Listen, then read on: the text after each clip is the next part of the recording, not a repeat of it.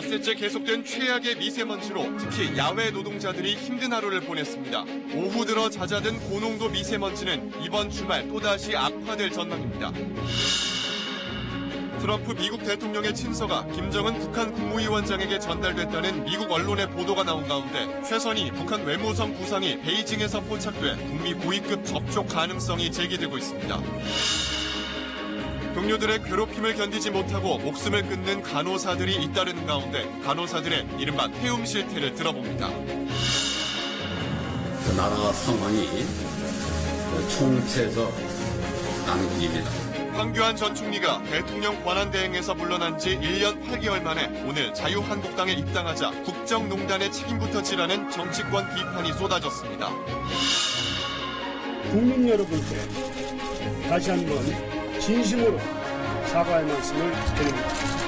대한체육회 이기흥 회장이 체육계의 성폭력 사태에 대해 사과했지만 임기응변식 미봉책에 무책임한 대응이라는 비판이 일고 있습니다.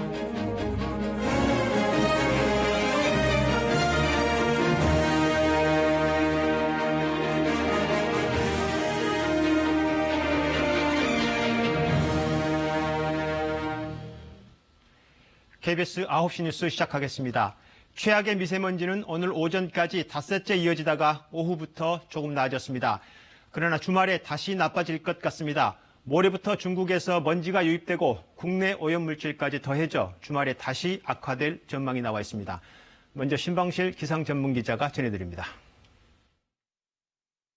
짙은 스모그에 가려 회색빛 일색이었던 서울 도심. 오후 들어 찬 북서풍이 불어와 먼지층이 걷히고 파란 하늘이 드러났습니다. 환경 기준을 4배 이상 웃돌던 초미세먼지 농도는 좋음 수준까지 떨어졌습니다. 최악의 미세먼지는 물러갔지만 앞으로도 걱정입니다. 기압 배치에 따라서 언제든지 이번처럼 고농도 미세먼지가 장시간 지속될 수 있기 때문입니다.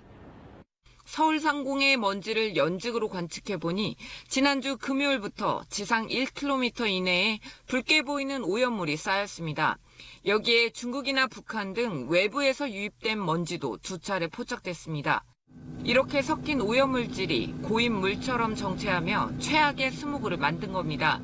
서울에서 나흘 이상 지속된 고농도 미세먼지 사례를 보면 모두 중국과 한국에 걸쳐 강한 고기압이 발달했습니다. 고기압의 안정된 기류 속에 한반도 북동쪽에 저기압이 위치해 공기 순환을 막은 겁니다.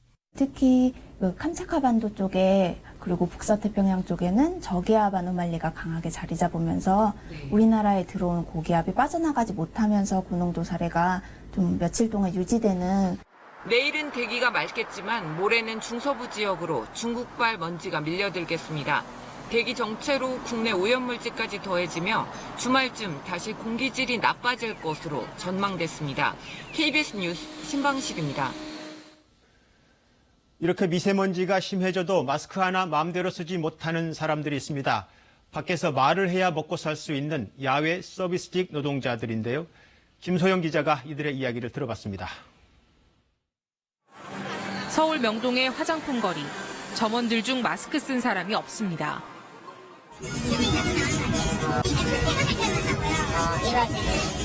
인형 아르바이트생도 오늘 같은 날은 고역입니다. 끼다가 끼고 이제 공부를 하다가 불편해가지고 이걸 마스크를 쓰면은 숨쉬기가 또 약간 좀 힘들어가지고. 손님과 대화해야 하는 상인들도 마찬가지입니다. 하루 꼈다 안 꼈어. 하루 낀 날 어떠셨어요? 불편했지. 어떤 부분이 가장? 그래 말하기도 어렵고 손님하고 대화하기도 어렵고. 미세먼지가 기승을 부리는 날이면 배달원들은 더욱 바빠집니다. 오늘 점심때만 해도 요 근처 사무실에서 엄청나게 주문을 많이 하셔가지고 하루에 길에서 보내는 시간은 12시간 남짓. 비염과 호흡기 질환을 달고 삽니다. 저녁에 퇴근하고 나면은 그냥 코가 막히는 게 코딱지가 막 생겨가지고 막힐 정도로 이렇게 좀 심하고요. 그냥 코 막혀 있고 그냥 가래 끓고 이런 거는 항상 있죠. 배달 한 건당 수수료 등을 제외하면 남는 돈은 3,000원. 마스크 하나 겨우 살 돈입니다. 오늘 아침만 해도 미세먼지 지수 100이라고 이렇게 달리다가 진짜 남들보다 빨리 죽겠다. 고용노동부는 최근에야 5개 작업자를 위한 미세먼지 대응 건강보호 지침을 발표했습니다. 새 지침에 따르면 미세먼지 주의보 단계부터는 노동자에게 마스크를 나눠줘야 하고 작업 강도도 줄여야 합니다. 이를 지키지 않을 경우 사업주가 처벌을 받게 됩니다. 아직 모르는 사업주들이 많이 있기 때문에 홍보를 좀 더 하고 현장 지도 점검도 할 계획이 있습니다. 먹고 살기 위해 마스크조차 쓰지 못하고 미세먼지를 마시는 야외 노동자들. 보다 적극적인 대책이 필요합니다. KBS 뉴스 김소영입니다. 네, 야외 서비스 노동자들 보기에 조금 안타까운 상황인 것 같습니다. 그럼에도 불구하고 최근 미세먼지가 워낙 좋지 않아서 뭘 어떻게 대비해야 하는지 궁금증이 드는 것도 사실입니다. 일상생활에서 부딪히는 미세먼지와 관련한 질문들, 김진아 기자의 설명 들어보시죠. 실내 환기는 어떻게 해야 할까요? 미세먼지가 매우 나쁨 수준이라도 하루 한 번은 창문을 열어야 좋습니다. 실내에서 생활하면서 발생하는 먼지도 꽤 있기 때문입니다. 환기를 전혀 하지 않으면 실내 미세먼지 농도가 외부보다 최대 60배에 높아질 수 있습니다. 공기청정기만 믿고 환기를 하지 않는 건 금물입니다. 공기청정기를 켜고 끌 때에도 미세먼지가 생기기 때문입니다. 특히 구이나 튀김 조리를 하고 난 뒤 또 진공청소기를 돌리고 난 뒤에는 반드시 3분 정도 환기를 해야 합니다. 먼지가 가라앉을 수 있으니 환기 뒤에는 물걸레로 바닥을 닦는 게 좋습니다. 운전할 때에는 창문을 열지 말고 공조장치의 내부 순환을 선택합니다. 하지만 오래 하면 차량 내부의 이산화탄소 농도가 높아져 졸릴 수 있습니다. 틈틈이 외부 순환으로 바꿔 환기를 해줘야 합니다. 자동차 에어컨 필터는 석 달에 한 번 정도 바꿔야 좋습니다. 마스크는 필수죠. 방한용은 효과가 없습니다. 미세먼지를 걸러주는 기능성 마스크를 얼굴에 밀착해서 써야 하는데요. 아침 출근 때 쓴 마스크를 저녁 퇴근 때 다시 쓰는 건 괜찮지만 낮에 되도록 손으로 만지지 말고 깨끗하게 보관해야 합니다. 쓴 지 하루 지난 마스크는 오염 가능성이 높습니다. 그리고 지하철이나 버스는 많은 사람이 오가고 바깥 공기도 쉽게 들어오니까 외부는 아니지만 그 안에서도 마스크를 쓰는 게 좋습니다. 물을 많이 마시면 좋다는 얘기 들어보셨나요? 사실입니다. 미세먼지 일부는 소변이나 땀 등으로 몸 밖으로 배출됩니다. 또 호흡기 점막이 미세먼지를 걸러주니까 그 점막이 마르지 않도록 물을 충분히 마셔야 합니다. KBS 뉴스 김진아입니다. 네, 미세먼지와 관련해서 외교부가 오는 23일 서울에서 제23차 한중환경협력 공동위원회를 열어 미세먼지 등 대기오염 문제에 대한 구체적 협력 방안을 논의할 계획이라고 밝혔습니다. 외교부 당국자는 정상 외교를 포함한 한중 양자 및 다자 채널을 활용해서 미세먼지 협력을 논의하고 한중 환경협력센터 등을 통해 미세먼지 대응 협력을 구체화할 것이라고 설명했습니다. 트럼프 미국 대통령의 친서가 지난 주말 사이에 김정은 북한 국무위원장에게 전달됐다는 외신 보도가 나왔습니다. 북미 고위급 회담이 곧 있을 것이라고도 해서 2차 북미 정상회담이 조금 빨라질 수도 있다는 전망이 나오고 있습니다. 워싱턴 이재원 특파원입니다. 2차 북미 정상회담 개최는 북미 정상이 모두 바라는 상황입니다. 정상 간 담판을 통해 비핵화와 양국 관계 개선의 물꼬를 트겠다는 취지입니다. 미국 CNN 방송은 트럼프 미국 대통령의 친서가 지난 주말 인편으로 김정은 북한 국무위원장에게 전달됐다고 보도했습니다. 친서에 어떤 내용이 담겼는지 또 이번 친서가 김 위원장이 앞서 보낸 친서에 대한 답신인지 여부는 파악되지 않고 있습니다. I just got a great letter from Kim Jong-un. This letter is a great letter. A lot of good things are happening. 김 위원장이 신년사에서 언제든 다시 마주 앉을 준비가 돼 있다고 밝힌 만큼 이번 친서에도 2차 북미 정상회담 관련 내용이 담겼을 것으로 추정됩니다. CNN은 또 김영철 북한 노동당 부위원장이 이르면 이번 주 2차 정상회담 조율을 위해 워싱턴을 방문할 수 있다고 보도했습니다. 트럼프 대통령은 미국 연방정부 셧다운 상황에서도 중요한 외교 현안은 챙기고 있다는 모습을 지지자들에게 보여줄 수 있는 중요한 기회입니다. 그런 만큼 2차 북미 정상회담 개최 시기는 예상보다 빨라질 가능성을 배제할 수 없습니다. 북미 관계 실무를 담당하는 북한의 최선희 외무성 부상은 스웨덴에서 열리는 국제회의 참석차 오늘 베이징에 도착했습니다. 어디 갔습니까? 네. 비건 미 대북정책 특별대표의 상대인 최 부상의 움직임이 북미 실무 접촉의 예고탄일지 주목할 필요가 있습니다. 워싱턴에서 KBS 뉴스 이재원입니다. 2년마다 발간되는 국방백서에 한 가지 뚜렷한 변화가 생겼습니다. 북한은 적이라는 표현이 국방백서에서 공식 삭제됐습니다. 다만 백서에는 북한의 대량 살상 무기가 더 고도화돼 우리에게 위협이 되고 있다면서 철저히 대비하겠다는 문구가 새로 들어갔습니다. 김경진 기자입니다. 문재인 정부의 첫 국방백서. 2010년 천안함 사건 이후 백서에서 빠진 적 없던 북한은 적이란 표현이 이번에 삭제됐습니다. 대신 대한민국의 주권과 국토, 국민, 재산을 위협하고 침해하는 세력이 모두 적이라며 그 개념을 확대했습니다. 세 차례 남북 정상회담 등을 통한 북한과의 관계 개선과 교류 협력 상황을 반영한 것으로 풀이됩니다. 그러나 북한의 대량 살상 무기는 여전히 한반도 평화에 대한 위협이라며 철저히 대비하겠다는 문구가 새로 추가됐습니다. 실제로 북한의 위협은 증가한 것으로 나타났습니다.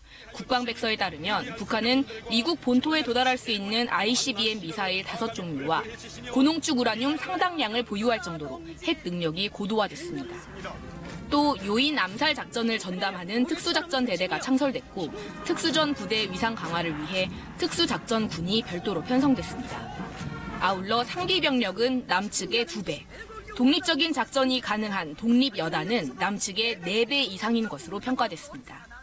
북핵 및 미사일, 남북 간 군사적 신뢰 구축 등 주요 국방 현안과 성과에 대한 자료를 상세하게 수록하였습니다. 또 이번 국방백서에선 일본과 자유민주주의와 시장경제의 기본 가치를 공유한다는 표현이 삭제됐고 주변 국가에 대한 언급에서도 일본보다 중국이 먼저 서술됐습니다. KBS 뉴스 김경진입니다. 새해 들어서만 간호사, 간호조무사 실습생 2명이 스스로 세상을 등졌습니다. 올해만이 아닌 이미 오래전부터 이어진 비극입니다. 대체로 유서에는 힘들다고 적혀 있습니다. 얼마나 힘들었을까 누구도 알 수 없습니다. 여기서 등장하는 단어가 태움입니다. 후배 간호사를 제가 될 때까지 괴롭힌다는 간호사 세계의 은어가 태움이라고 합니다. 왜 이런 문화는 생겼고 왜 고쳐지지 않을까 오늘 깊게 짚어보겠습니다. 먼저 엄진아 기자의 보도입니다.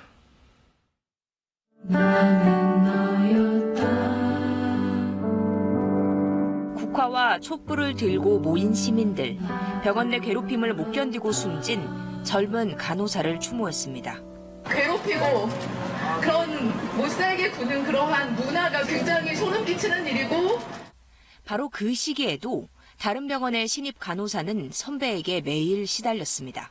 한숨 쉬고 그 비속어를 속삭이듯이 책상 쾅쾅 내리치면서 막 모르겠어서 잠깐 멈추면 정말 사람 죽이듯이 노려봐요. 후배를 죄가 되도록 괴롭힌다는 이른바 태움이었습니다. 업무를 익히는 내내 의지할 수밖에 없던 선배는 지적과 비난만 쏟아냈습니다. 아무도 도와주지 않아요. 군대 문화처럼 오래 근무한 사람이 분위기 주도하기 때문에 영혼을 갉아먹는 느낌? 간호사의 40%는 태움 피해를 경험했습니다. 괴로움을 버티지 못해 병원을 그만두는 일도 드물지 않습니다. 심 씨는 3년 만에 병원을 나왔습니다. 태움을 당하면서 제 자존감이 굉장히 많이 떨어졌었어요. 아, 간호사는 내가 평생 할 수 있는 일이 아니겠구나. 10년, 20년 한다고 해도 절대로 미래가 없다. 신입 간호사 시절 블로그에 쓴 글은 좌절과 답답함으로 가득 차 있습니다. 너 나 아니었으면 환자 죽였어. 그냥 제가 없어진 기분이었어요. 제가 꿈꿨던 모든 것들이 다 사라졌었거든요. 왜냐하면 난 아무것도 못할 거니까. 신규 간호사의 38%가 해마다 직장을 떠납니다. 간호 면허를 가진 37만 명 가운데 절반, 18만 명만 의료 현장에 남아 있습니다. KBS 뉴스 엄진아입니다. 우리는 태어나고 늙고 병들고 죽는 과정에서 모두 간호사를 만납니다. 그런데 간호사 1명의 환자가 20명, 호주나 일본의 최대 5배라고 합니다. 이건 곧바로 환자의 피해로 이어지는 구조입니다. 이 중심에 간호사의 과도한 업무 그리고 그 문화인 태움이 있다고 합니다. 이곳 스튜디오에 간호사이면서 활동가 한 분 모셨습니다. 네, 최은영 간호사 어서 오십시오. 안녕하세요. 시간이 많지 않아서 본론으로 바로 들어가겠습니다. 9년차 간호사라고 들었습니다. 지금 일하시는 곳이 어디신지요? 서울대학교 병원 응급중환자실에서 일하고 있습니다. 응급중환자실이요? 네. 태움이라는 문화가 생기는 것도, 그래서 비극이 이어지는 것도 결국은 간호사 업무의 과다인데 특수성이 있다고 하는데 그렇게 힘든 일인가요? 일단은 환자 생명을 다루는 일이잖아요. 예. 그래서 뭔가 실수를 하거나 했을 때 단순히 뭐 불량품을 만들거나 뭐 음식이 짜거나 이런 실수가 아니라 예. 정말로 작은 실수로 사람을 죽일 수도 있는 곳이 병원이거든요. 그래서 그런 것에 대한 긴장감이 굉장히 높고, 그리고 그렇게 누군가가 실수를 했을 때 다른 사람이 그것에 대해서 막 엄청 크게 화를 내거나 뭐 소리 지르거나 물건을 집어 던지거나 이렇게 해도 그게 환자를 위해서, 환자가 너무 염려가 돼서 그런 걸로 쉽게 포장이 되니까. 그게 인정돼 버린다 이거죠? 네, 그런 게 용인되니까 그런 좀 그렇게까지 하지 않아도 되는 상황에서도 너가 이렇게 아무 일도 없었는데, 물론 엄격하게 주의를 해줘야 되지만 뭐 너가 잘못해서 만약에 환자가 이렇게 됐으면 어쩔 뻔했냐, 너는 지금 사람을 죽일 뻔한 거야, 이런 식으로 비난을 하니까 굉장히 그 비난이 간호사들에게 심리적 고통으로 이어진다는 거잖아요? 그렇죠. 그런데 그렇게 고통으로 이어지다 보면 실제로 이렇게 나쁜 생각을 본인도 혹시 하신 적이 있으십니까? 이건 뭐 꼭 제가 특이해서라기보다 거의 동기들이랑 신입 때 정말 그런 얘기를 많이 했었는데요. 퇴근길에 이제 도로에 뛰어들고 싶다 이런 생각 되게 많이 하고. 네. 그리고 저는 1호선이 스크린 도어가 없잖아요, 지하철. 그래서 거길 갈 때 약간 선로 가까이 서는 게 무서웠어요. 저도 충동적으로 막 뛰어내리거나 이럴까 봐. 그러니까 그런 충동이 드는 게 엄청 무서웠던 것 같아요. 난 진짜 진심으로는 죽고 싶지 알겠습니다. 않은데. 그런 특수한 그리고 굉장히 긴장도가 높은 업무인데 그럼에도 불구하고 그런 문화 때문에 선배 간호사가 후배 간호사를 가르치는 과정에서 태움이라는 괴롭힘 문화가 꼭 생겨야 될까 싶은데 이건 왜 생기는 건가요? 뭐 흔히 사람들이 곳간에서 인심 난다고 하잖아요. 사실 내가 여유롭고 이러면 신입이 잘 못하고 더듬거리면서 느리게 일을 해도 차근차근 가르쳐주고 다시 해보라고 하고 기다려줄 수 있지만 교육을 하는 입장에서 업무를 절대 줄여주지 않거든요. 보는 환자 수도 그대로고 업무도 그대로고 평소처럼 똑같이 밥도 못 먹고 막 엄청 타면서 일을 하는데 얘 뒤치다거리까지 해줘야 되는데 얘가 막 실수하고 느리니까 막 자기가 조급증이 나고 그러면서 화를 내게 되는 거죠. 이게 어떻게 보면 변명처럼 들릴 수는 있지만 그 당사자로서는 사실 굉장히 괴로운 입장이거든요. 그렇다면 혹시 이렇게 선배 간호사가 후배 간호사에게 가르치는 과정에서 책임 문제로 과도하게 나쁜 어떤 괴롭힘이 아니고 힘을 합쳐서 병원을 상대로 또는 사회를 상대로 이걸 개선해달라 이렇게 싸워야 되지 않았을까요? 네. 이런 문화보다는. 이게 사실 원인이 되게 단순해요. 인력이 부족하기 때문이거든요. 인건비를 아끼려고 필요한 인력보다 훨씬 적게 주니까. 예를 들면 중환자실은 선진국 같은 경우는 그 환자 한 명씩 보거든요, 간호사. 근데 저희는 2명, 3명, 뭐 4명도 보기도 하고, 그러니까 일을 2배, 3배 해야 되잖아요. 의료 수준은 선진국 수준인데 인력이 거기에 못 미치니까 일이 너무 바쁘고 힘든 거죠. 그래서 이게 그런데 이제 비극으로 이어지고 대책이 세워져야 되는데 정부의 대책도 나와 있다고 들었습니다. 이 대책이 지금 제대로 작동이 안 되고 실효성이 없는 건가요?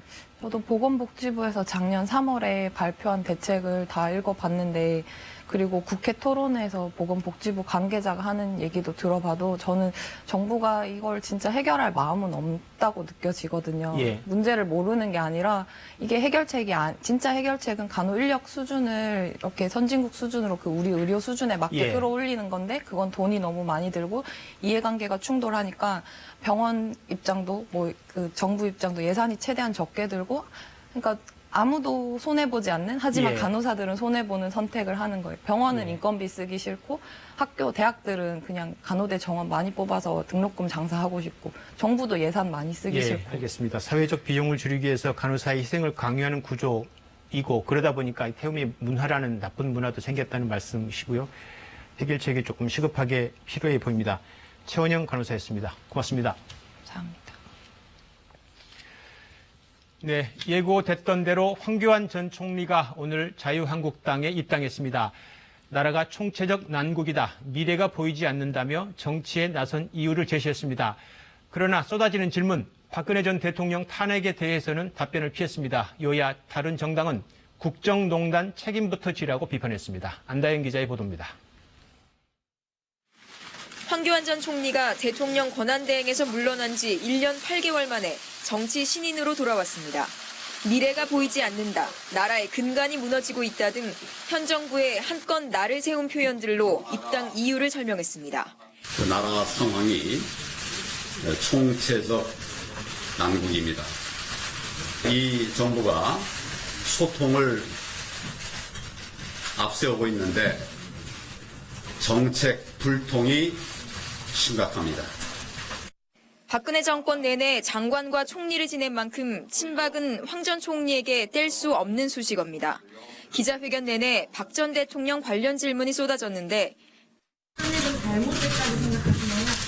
가장 절실한 것이 통합이기 때문에 사면 박광을 요구하는 목소리가 많습니다. 통합하고 화합하고 하나 되는 이런 관점에서 판단을 해야 된다고 생각합니다. 통합이란 말을 14번 얘기하며 즉답은 피해가는 모습이었습니다. 다만 국정농단 책임 문제에 대해선 송구스럽게 생각한다면서도 지난 정부 함께했던 공무원들을 다 적폐로 몰아가는 데는 동의할 수 없다며 선을 그었습니다. 당대표 출마 여부는 여러 의견을 들어보겠다고 했는데 당에선 입당을 당대표 출마 수순으로 보고 있습니다. 여야 4당의 반응은 싸늘했습니다. 도로 친박당, 후한 무치, 적반 하장 등의 말로 일제히 국정농단의 책임을 얘기하며 비판했습니다. 황 전 총리는 이제 미래를 얘기할 때라 했지만 지지 기반에서 비롯된 친박 색채, 또 국정농단 꼬리표 등 황 전 총리가 해결해야 할 과제들은 모두 과거 문제에 집중돼 있습니다. KBS 뉴스 안다영입니다. 네, 보신 대로 황 전 총리의 정치권 임무는 자유한국당 당대표 출마로 이해되고 있습니다. 당장 다음 달 자유한국당 전당대회가 열리고 여기서 당대표를 선출할 예정입니다. 당대표에 출마할 잠재적 후보들의 견제가 벌써 나오고 있고 당내 계산도 다소 복잡해지고 있습니다. 이어서 최창봉 기자입니다. 황교안 전 총리는 개파 얘기에는 계속 선을 그었습니다. 우리 얼굴에 내가 뭐라고 개파 이름 써 있는 것도 아니지 않습니까? 황 전 총리에게 친박은 지지 기반이지만 반면 확장성을 막을 요인이기도 한 만큼 개파 문제를 의식한 것으로 보입니다. 그러나 당내에서도 직접적으로 이 부분을 문제 삼는 기류입니다. 소위 도로 친박당이 될 수 있다. 그네 시즌2가 열릴 수 있다. 이런 여론들이 좀 많이 상승이 됐습니다. 대선 주자가 당권 경쟁에 나서면 당이 분열만 되는 것 아니냐는 얘기도 나왔습니다. 대선 전초전이 너무 빨리 치열하게 전개되는 것은 또 용서와 화해를 통한 통합을 해야 될 시점에 맞지 않다고 생각이 됩니다. 비박계 좌장격인 김무성 의원에게는 전당대회 출마 요구가 이어지는 상황인 것으로 알려졌습니다. 다른 당권 주자들 행보도 빨라지는 분위기입니다. 홍준표 전 대표는 이달 말쯤 출마 여부를 밝힐 예정이고 오세훈 전 서울시장은 다음 주쯤 입장을 내놓겠다고 했습니다. 거의 막바지 고심을 하고 있다 이렇게 보시면 되겠습니다. 김병준 비상대책위원장도 주변에서 출마 권유를 받고 있고 정우택, 안상수, 주호영, 심재철 의원 등은 출마 의사를 직간접적으로 밝혔습니다. 다음 달 뽑힐 당대표는 총선을 앞두고 강한 권한을 부여받습니다. 10여 명의 주자가 난립하는 상황에서 계파별로 단일화 문제를 둘러싼 계산도 복잡해질 것으로 보입니다. KBS 뉴스 최창봉입니다.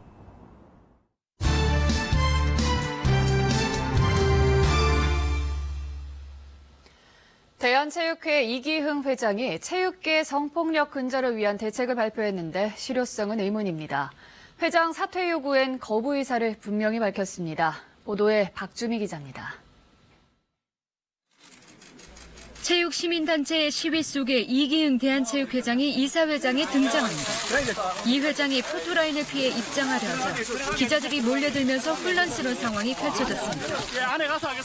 이 회장은 사과문을 발표하고 고개를 숙였습니다. 관행과 병폐에 대하여 자정 기능을 다하지 못한 점에 대해 국민 여러분께 다시 한번 진심으로 사과의 말씀을 드립니다. 이어 체육계 폭력과 성폭력 근절을 위한 대책을 내놨습니다. 조직적 은폐와 방관을 시도한 연맹을 즉시 퇴출하고 징계자 정보 공유 체계, 선수촌 관리 시스템 개선 등 몇몇이 눈에 띄지만 이전부터 나온 대책의 되풀이 수준입니다. 반복되는 성폭력 문제에 대한 근본적인 대책은 이번에도 없었습니다. 사퇴 요구 목소리엔 자리를 지키겠다는 뜻을 드러냈습니다. 최고 책임자로서 시스템을 완벽하게 구축하고 정상화시키는 데에 마지막이라는 각오로 철저히 쇄신토록 하겠습니다. 기자들의 질문은 받지 않았습니다. 쏟아지는 질문은 침묵으로 일관했습니다. 도망치듯 서둘러 현장을 떠났습니다. 마지막이라는 각오로 꺼낸 쇄신안이 근본적 해결을 이뤄낼지 아니면 이번에도 임기응변식 미봉책에 그칠지 체육회를 바라보는 시선에 의구심이 가득합니다. KBS 뉴스 박주미입니다. 옥시의 가습기 살균제 피해 사건, 지금도 보상이 한창인데요. 이 옥시와는 달리 그동안 확인되지 않았던 SK와 애경 제품의 유해성을 환경부에서 처음으로 공식 확인했습니다. 검찰은 해당 업체 등을 압수수색하며 본격적으로 수사를 재개했습니다. 류란 기자가 단독 보도합니다. 구 SK케미칼, SK디스커버리가 원료를 개발하고 애경산업이 만들어 판 가습기 메이트. 그 주요 성분인 MIT, CMIT를 흡입한 쥐 대부분이 기도에 심한 염증이 생겼습니다. 상당수는 기도가 심하게 부어 숨이 막혀 죽었습니다. 최근 환경부 연구에서 새롭게 드러난 사실입니다. 기도와 폐의 상피세포는 같습니다. 따라서 MIT, CMIT 입자가 기도를 거쳐 폐로 들어가면 마찬가지로 심각한 문제를 일으킬 수 있습니다. CMIT, MIT가 어떤 독성 효과를 보일 수 있다는 게 동물 모델에서 증명이 일부 검증이 되고 있기 때문에 이런 결과들은 사람에서 발생했던 질환들을 가능성이 있다는 것을 서포트하는. 환경부는 이미 피해를 인정받은 옥시 제품의 사용자와 SK 제품 사용자의 빅데이터 분석에서도 의미 있는 결과를 얻은 것으로 알려졌습니다. 환경부 관계자는 두 제품 사용자의 질병이 발생 시점에서 차이가 있을 뿐 전반적으로 같다고 밝혔습니다. 그동안에는 SK 제품 피해자들의 주장을 뒷받침할 유해성이 확인되지 않아 수사도 중단된 상태였습니다. 이번 연구 결과를 넘겨받은 검찰은 오늘 SK디스커버리와 애경산업, 이마트 등을 압수수색했습니다. SK와 애경의 가습기 살균제는 판매를 중단한 2012년까지 모두 160만 개 이상 팔렸습니다. KBS 뉴스 류란입니다. 동물단체 케어의 박소연 대표를 두고 논란이 끊이질 않습니다. 구조한 개들을 무분별하게 안락사했다는 폭로에 이어 이번엔 안락사를 전담하는 수의사까지 고용했다는 의혹이 일고 있는데요. 게다가 이 수의사 박 대표가 직접 동물학대 당사자로 민원을 제기한 인물이었습니다. 동물보호단체 대표가 동물학대 의혹이 있는 사람을 고용했다는 겁니다. 정유진 기자가 취재했습니다. 2005년 케어의 공식 카페에 글이 게시됩니다. 한 동물병원이 운영하는 유기동물 보호소가 보호견들의 사체를 식용으로 농장에 보내고 있다. 관할 지자체 등에 민원을 넣자는 내용입니다. 글쓴이는 박소연 대표입니다. 동물학대 논란에 휩싸인 동물병원은 결국 문을 닫았습니다. 그런데 2010년 박 대표는 해당 동물병원 원장을 케어의 상근 수의사로 고용합니다. 구조된 동물을 식용으로 빼돌리거나 팔거나 한다는 의심이 있었나 봐요. 저 사람 옛날에 그런 이력이 있는 사람이다. 본인이 아는 사람을 데려온 거죠. 수의사 박모 씨가 근무한 케어 수의팀의 활동 내역입니다. 요일별 활동에 쓰여 있는 유테네시아, 안락사라는 의미입니다. 한 달에 2차례 정도씩 10마리 안팎을 안락사시켰다고 기록돼 있습니다. 안락사 사유나 병명은 생략됐습니다. 수의사 박 씨가 케어에서 일한 1년 남짓한 기간 동안 최소 150여 마리를 안락사시킨 것으로 추정됩니다. 내부에다가 위탁을 하기보다는 협회 내부에 맡기게 되면 안락사라든가 이런 부분들이 훨씬 수월했기 때문에 업무가 그렇기 때문에 그분을 모시고 오게 된 거예요. 안락사는 어쩔 수 없는 경우에만 실시했다는 박 대표의 해명과는 앞뒤가 안 맞는 대목입니다. 안락사가 불가피한 상황의 동물들이 이제 여러 가지 기준에 의해서 안락사가 됐었고요. 한 10% 15% 정도 오고. KBS는 수의사 고용 의혹에 대해 박 대표의 입장을 물으려 했지만 연락이 닿지 않았습니다. KBS 뉴스 정유진입니다. 이른바 N4 세대, 청년 실업이 넘치는 요즘 사회를 가장 잘 보여주는 단어죠. 특히 90년대 초반에 태어난 지금의 20대 청년들은 더욱더 힘들기만 합니다. 당시 이례적으로 출생아가 많았던 탓에 경쟁도 치열하고 고용시장도 얼어버린 상황 속에서 불안한 첫 출발을 하고 있는데요. 먼저 김수연 기자가 보도합니다. 일주일에 한 번씩 취업 상담을 받는 29살 임지택 씨. 취업 시장에 뛰어든 지 벌써 1년입니다. 회계학 전공에 유학으로 다진 영어 실력까지 밀리지 않는 스펙이라 생각했는데 직장을 구하는 건 쉬운 일이 아니었습니다. 이 정도 스펙이면 다 통과될 거라는 그런 생각을 가지고 갔었는데 경쟁자가 많다 보니까 아무래도 2차 베이비붐 세대의 자녀들로 이른바 에코세대라 불리는 20대 중후반 청년들은 앞뒤 세대보다 1년에 8, 9만 명씩 더 많이 태어났습니다. 대학 입시부터 경쟁이 치열했는데 지금은 몇 배는 더 어려운 취업 시장과 마주하고 있습니다. 우리 경제가 저성장 사회로 진입하면서 일자리까지 줄어 지난해 취업준비생까지 포함한 청년층의 체감 실업률은 22.8%로 통계 작성 이래 가장 높았습니다. 재압가림도 힘든데 나중에는 노인 인구를 부양해야 할 수도 있는 이른바 낀 세대가 된 겁니다. 급한 마음에 어디든 들어가 일을 시작해보기도 하지만 이내 더 좋은 직장을 찾아 다시 취준생으로 돌아오는 악순환에 빠지기도 합니다. 세대를 좀 잘못하고 나갔다는 좀 생각이 들 때가 많이 있긴 있어요. 좀 억울하긴 하지만 뭐 열심히 더 해야죠. 20대 임금 근로자 가운데 3분의 1 가까이가 비정규직인 현실 속에 정부는 앞으로도 3년간은 에코세대의 취업이 어려울 걸로 보고 있습니다. KBS 뉴스 김수연입니다. 그렇다면 이렇게 시작한 청년들의 미래는 더 나아질 수 있을까요? 지난 IMF 외환 위기 때 불안하게 사회생활을 시작했던 지금의 40대, 최근 고용 부진 속에 가장 먼저 흔들리고 있죠. 불안정한 시장의 여파가 30, 40대 이후까지 미칠 것이란 우려가 많은 이유입니다. 계속해서 임세은 기자입니다. 합격자 발표가 나기 무섭게 아예 회사가 부도나 실업자 신세로 된 경우도 적고 멀쩡하게 회사를 다니다가도 하루아침에 길에 나앉던 외환위기 시절 당시 사회초년생 20대들에게 선택의 여지는 없었습니다. 양질의 일자리를 구한다기보다는 어찌됐든 벌어먹고 살아야 되니까 일단 취직이 우선이었죠. 그때 당시만 해도. 박 씨는 비정규직 꼬리를 달고 일을 시작했고 20년 넘도록 불안한 고용과 실직을 거듭해왔습니다. 지금도 제가 현재 논지가 벌써 7개월째가 되거든요. 실직 상태가. 최근 고용 사정 악화 속에 40대 일자리 상황이 유독 더 안 좋아지고 있는 건 과거 외환위기 때 불안정하게 일을 시작한 영향이 크다는 분석도 나옵니다. 20대 실업자 1000명은 30대 초반이 돼도 146명, 이후 35명, 40대에 이르러도 19명이 여전히 실업자라는 연구 결과는 취업난을 겪는 에코세대의 우울한 미래일 수 있습니다.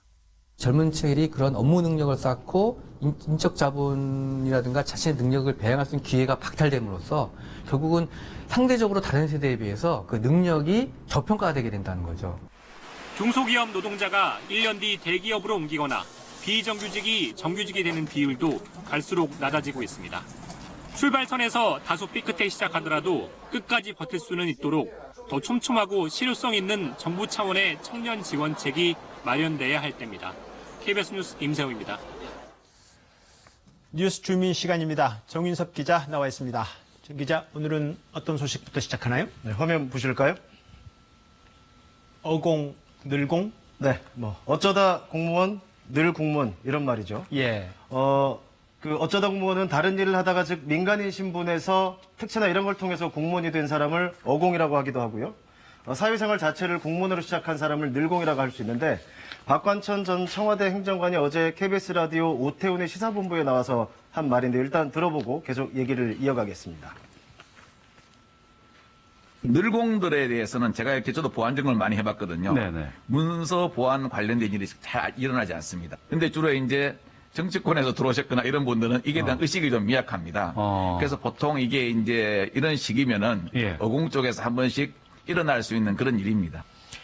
네, KBS 보도로 처음 알려진 그 청와대 군 인사자료 분실 사건에 관한 얘기였습니다. 저게 보안의식의 어떤 늘공오공의 특성을 말한 것 같기도 하면서 오공에게 탓을 돌리기도 하고 약간 좀 미묘해 보입니다. 그렇게 볼 수도 있죠. 예. 박 전 행정관은 일단 업무를 할 때 보면 퇴근할 때도 늘공은 모든 것을 캐비닛에 넣고 잠그고 퇴근을 했다. 예. 오공은 책상에 깔아놓는다. 이렇게 표현하기도 했는데 실제로 군 인사자료를 분실한 것으로 지목된 청와대 행정관이 바로 어쩌다 공무원이었다고 합니다. 예. 실제로 보면 로스쿨을 졸업하고 바로 청와대에 입성했다고 하는데 이 청와대 행정관의 보안의식을 이렇게 어공, 늘공 이렇게 명확히 구분 지을 수는 없지만 예. 어쨌든 박 전 행정관의 얘기가 나름 의미가 있어 보여서 전해드렸습니다. 그럴 수도 있겠지만 약간 조금 일반화의 오류 같기도 하고 그렇습니다. 그렇습니다. 예, 다음 소식은 뭔가요?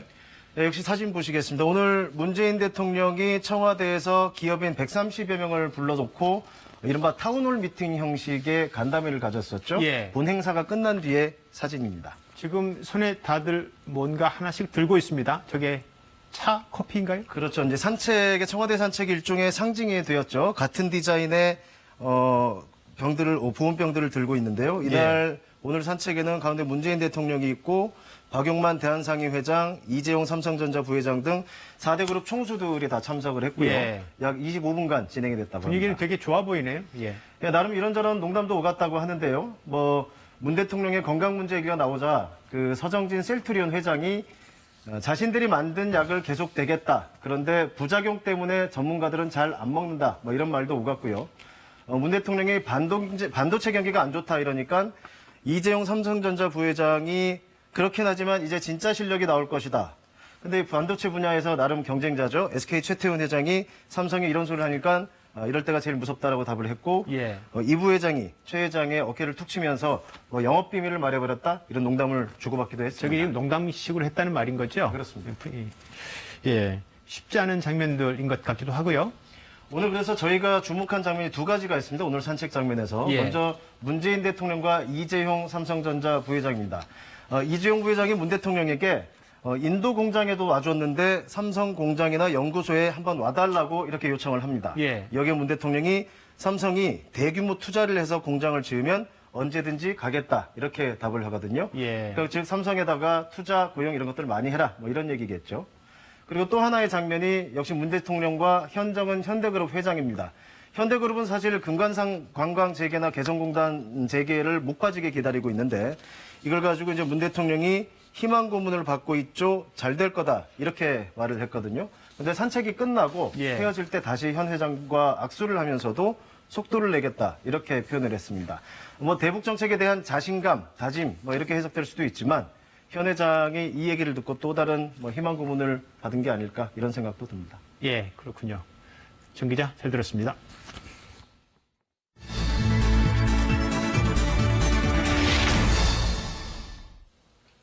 특수학교인 서울 교남학교에서 교사들이 장애학생을 집단 폭행했던 사건 기억하십니까? 최근 일부 교사만 기소되는 선에서 마무리됐는데 피해 학생 측은 검찰의 봐주기 수사라며 반발하고 있습니다. 일반인과 폭행죄 기준이 다르다는 검찰, 어떻게 생각해야 할까요? KBS가 입수한 폭행 당시 CCTV 영상 함께 보시죠. 최유경 기자입니다. 바닥에 드러누운 장애 학생. 교사 5명이 함께 끌고 갑니다. 불 꺼진 교실로 밀어넣고 집단으로 때리기 시작합니다.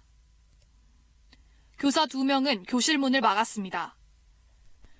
사흘 뒤 찍힌 또 다른 장면. 교사 4명이 둘러싸고 학생 머리를 발로 차며 교실로 끌고 갑니다. 때로는 의자를 던지고 빗자루로 때리고 석 달 동안 12번 폭행이 확인됐습니다. 검찰은 어떻게 판단했을까? 문을 막은 교사 2명을 무혐의 처리했습니다. 다른 장면에서 팔다리를 잡아 끈 교사 2명도 불기소했습니다. 신체 접촉이 경미해 폭행죄가 아니라는 겁니다.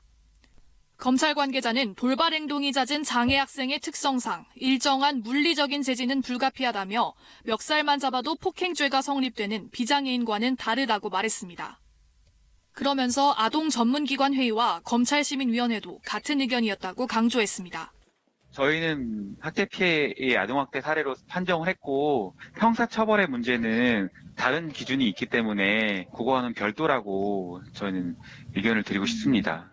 피해 학생 측은 검찰이 장애학교에서 폭행을 사실상 허가해줬다고 반발했습니다. 이게 아무래도 무혐의가 되고 그랬으면 다른 선생님 다른 학교에서 무슨 일이 있어도 아무 선생님들도 아마 신고 안 하실 거예요. 그게 제일 걱정되고 무서워요. 피해 학생 측은 재수사를 요구하며 서울고검에 항고장을 냈습니다. KBS 뉴스 최혜경입니다.